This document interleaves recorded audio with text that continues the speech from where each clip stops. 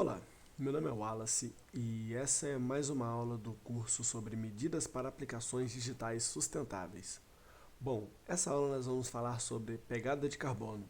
Para começar a aula, eu tenho uma pergunta. E se existisse algum método de medir o impacto que as nossas atividades têm na natureza? Bom, a resposta dessa pergunta vai ser o tema da nossa aula hoje, a pegada de carbono. Ao decorrer dessa aula, nós temos aqui um sumário, que os temas serão abordados, que no caso vão ser a pegada de carbono, como o que ela é, qual a sua importância, como ela é calculada e também qual a sua relação com a tecnologia e a relação com as aplicações web. Bom, e o que é a pegada de carbono?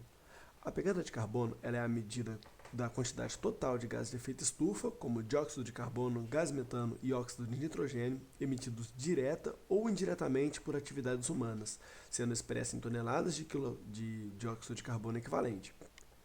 Ela representa o impacto ambiental causado por hábitos cotidianos como o uso de transporte, o consumo de energia elétrica, a alimentação, a produção de resíduo e o consumo de bens e serviços. E quanto maior a emissão, maior o impacto no aquecimento global e nas mudanças climáticas. E a pegada de carbono ela pode ser associada a indivíduos, a empresas, produtos e até países inteiros, servindo como um indicador para diagnosticar e reduzir esse impacto nosso causado na natureza. Bom, e como exemplo a gente põe aqui os transportes, como a queima de combustível, que ela emitem esses gases de efeito estufa, e também o uso de energias não renováveis, como carvão ou gás natural.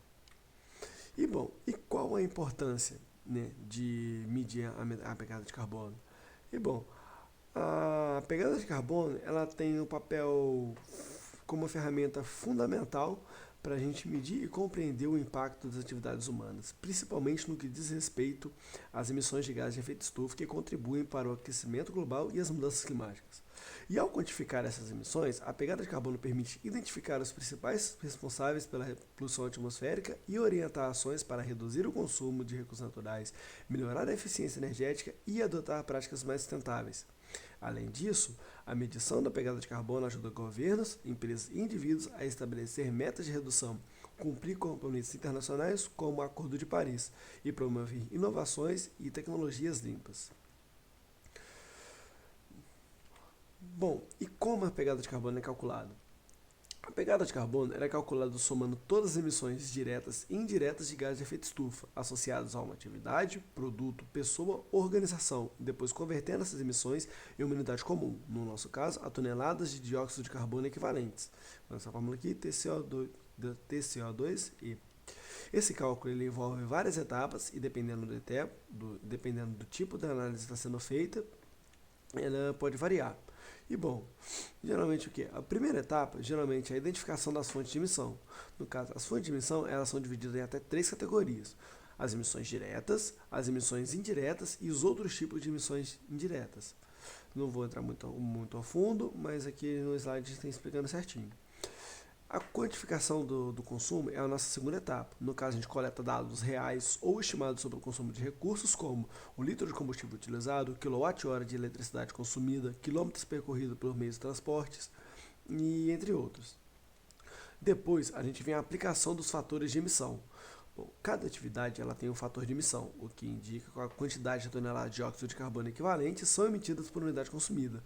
Por exemplo, cada quilo de dióxido de carbono que é consumido por litro de gasolina ou quilowatt-hora utilizado. Bom, e esses fatores eles são disponibilizados por instituições como o painel intergovernamental sobre mudanças climáticas ou também agências ambientais de cada país. Depois, a gente tem a conversão para CO2 equivalente, porque no caso alguns gases como o metano ou o óxido nitroso eles são mais potentes do que o dióxido são mais potentes que o gás carbônico. Então, por isso, seus impactos são convertidos com base no potencial de aquecimento global. No caso, a gente tem um exemplo aqui que 1 kg de gás metano ele equivale a aproximadamente 25 kg de dióxido de carbono equivalente. E depois da conversão, a gente faz a soma total das emissões.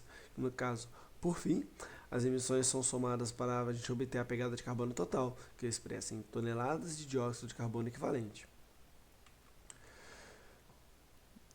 E a relação entre a pegada de carbono e a tecnologia?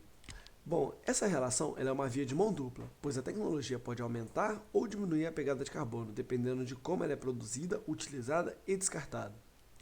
Porque, por um lado, o avanço tecnológico ele tem contribuído para o aumento da pegada de carbono, especialmente devido à produção da massa de eletrônicos, ao alto consumo de energia por servidores e ao descarte inadequado de equipamentos.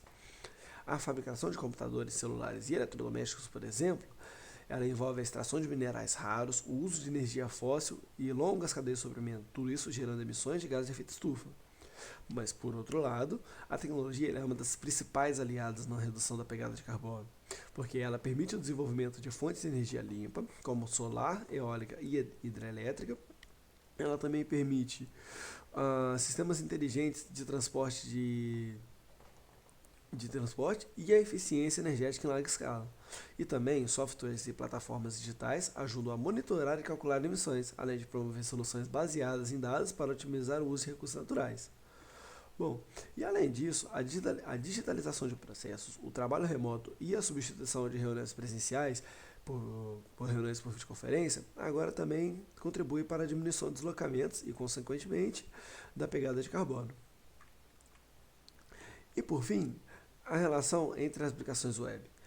A pegada de carbono e as aplicações web, elas estão cada vez mais relacionadas, já que a internet, mesmo que ela seja virtual, ela depende da infraestrutura física, como servidores, data centers, redes e dispositivos que consomem grandes quantidades de energia e geram emissões de gás de efeito estufa. E um exemplo, a gente tem aqui os data centers e servidores que eles hospedam sites, aplicativos e serviços online. O seu funcionamento ele exige eletricidade constante para manter o processamento e o resfriamento dessas unidades, o que gera uma grande pegada significativa, especialmente quando alimentadas por fontes fósseis. Já na transferência de dados, cada vez que um usuário acessa a página web, ela envia uma mensagem ou assiste um vídeo, há um consumo de energia para transferir esses dados pela rede, seja roteadores, antenas, cabos submarinos ou entre outros.